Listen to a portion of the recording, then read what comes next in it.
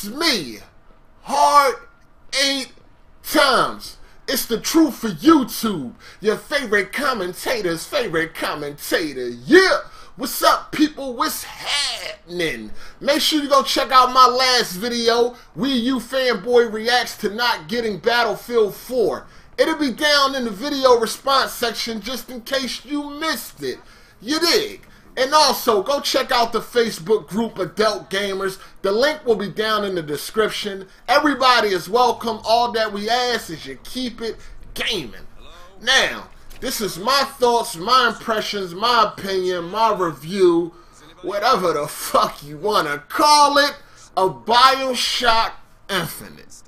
I just want to start off by saying either Ken Levine has a lot of money or his knees are in a lot of pain right now because he blew a lot of cocks of the reviewers to get the score that Bioshock Infinite has received. If you don't know, Bioshock Infinite is holding like a 96 on Metacritic. That is a fucking joke. Now, I want to start off by saying Bioshock Infinite is not a bad game. It is a great game. But to hold the 96, no. This game, no. Absolutely not. This game is about an 80 to 85 at best. Now, when you watch the reviewers, when you watch IGN, Adam Sessler, you know, GameSpot, the way that they talk about this game, you would think it was the second coming of fucking Christ. You would think it was the second coming of first-person shooters. Absolutely not. Absolutely not. Now, I haven't finished the game. I'm halfway through or more than halfway through. I'm damn near about done. You understand what I'm saying? And nothing's going to change on my opinion. So I thought I would get this review out there because a lot of people have been asking me. Nothing is going to change. You know what I mean? Now, the story is very interesting. Very interesting story. I cannot wait till I get to the end to see what the fuck is going on. What is this all about? But what I find funny that I didn't hear from any of the reviewers is that the game can get very repetitive and that the game is nothing but Bioshock 1 in the air. And that's not a bad thing. It is not a bad thing because the original Bioshock was a good game. It is not a bad thing. But none of the reviewers seem to mention this. Instead of Big Daddies, you got the Handyman. You understand what I'm saying? It's pretty much the same game, and it is a very easy game. Very easy. What else? It's very linear. Now, being linear is not a bad thing. There's tons of games out there that's linear that I enjoy. But even Bioshock 1 had a little bit more exploration than Bioshock Infinite. Very linear. Go from point A to point B, and that's what we want you to do. That is exactly what we want you to do, and do it. Do it the way we want you to do it also.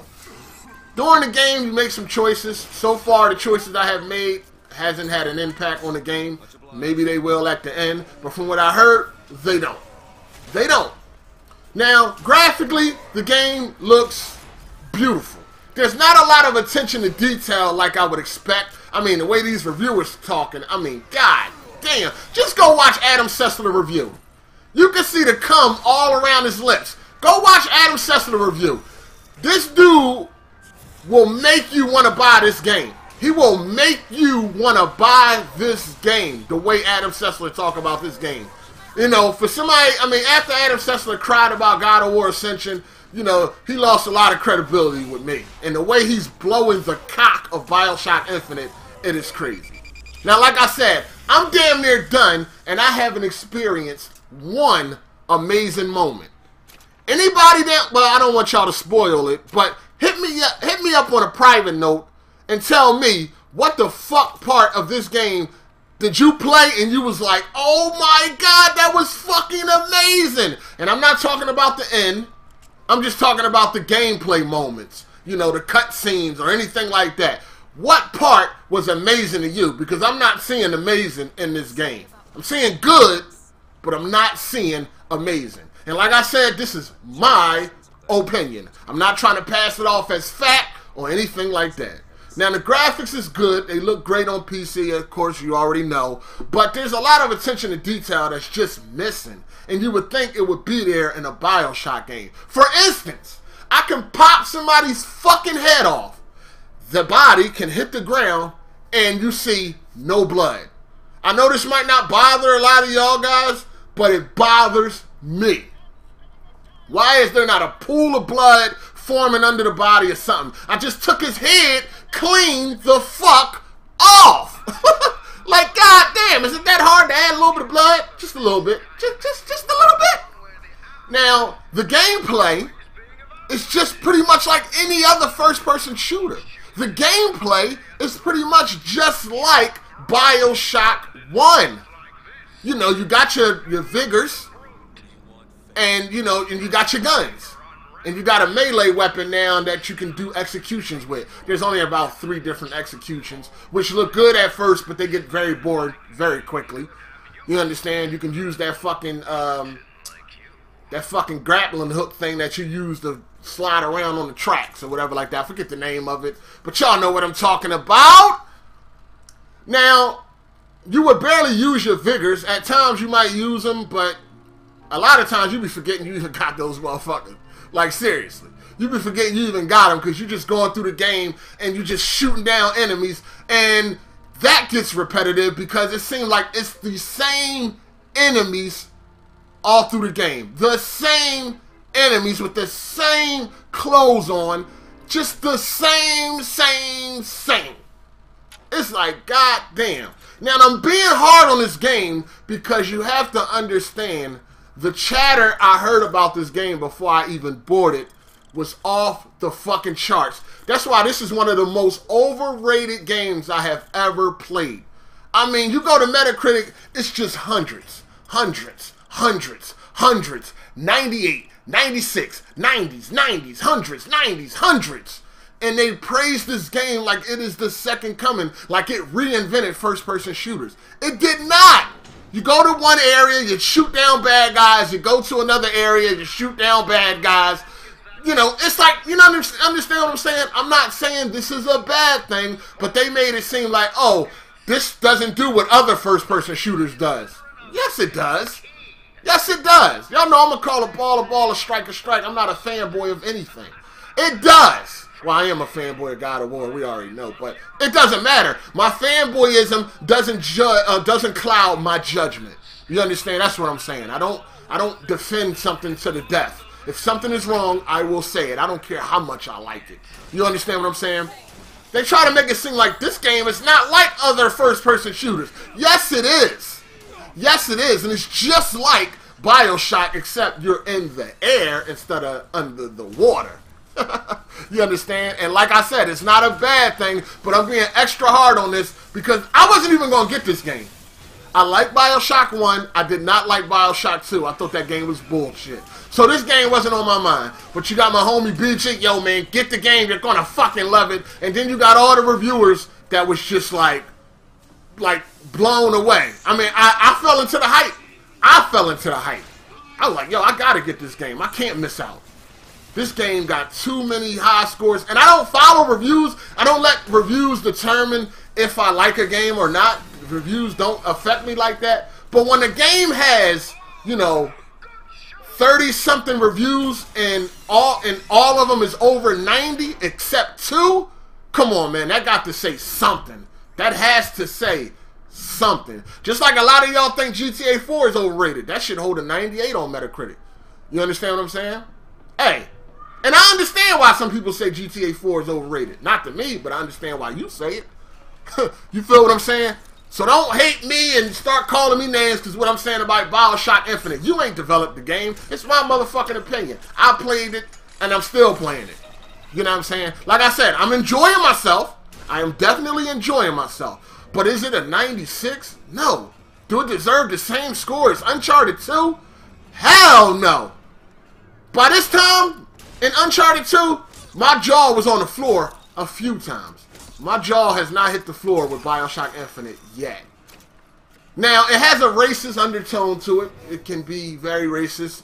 You know, you might go to a bathroom and on the door it say for Irish and colored people only. You know, you walk into the bathroom, it's very nasty. You got a black man scrubbing the floor or mopping or something like that. You know, they got pictures of monkeys with big lips and lipstick. I guess that's supposed to be a black woman. I don't know. But, you know, you got black people calling white people crackers and things like that. So I guess it's racist on both sides, but you don't, you know, you can hear black people saying racist shit about white people, but you don't really see it like you do towards the black people. Like I said, you will see pictures of monkeys with big lips and lipstick. So that's supposed to be a black woman, right? Pretty damn racist, you know, but it's not. It's still, I can say it's tastefully done. It doesn't bother me as much.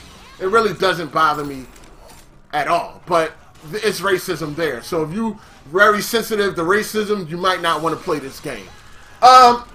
Now, as far as should you buy it or should you rent it, I really don't see why anybody would play this game over and over, the single player. Because it's one of those stories that it would only catch you the first time through.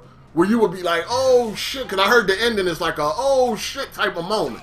So of course that wouldn't happen the second time you go through it. The only reason I would see you going through this story again is if you're an achievement whore or something like that and you want to find all the collectibles. But other than that, it's a single player linear game. You understand what I'm saying? No multiplayer. Is this game worth $65? I don't think so. I think you should rent it if you don't really have the money just to throw away. You know what I mean? Or if you're not some type of collector. But I got the game for like 40. You know, so I don't have too many complaints, I guess. You know what I mean? But if I could have rented it, I would have. The game is a good game. It just does not live up to all of the hype. I mean, this game is so hype. Just go to Metacritic. Look at the reviews. This game is so overrated. They said the last game to be overrated this bad was Skyrim. This game blows Skyrim out the water when it comes to the hype train. I never seen a game hyped up like this game in my life. It's a good game, but it is not amazing at all.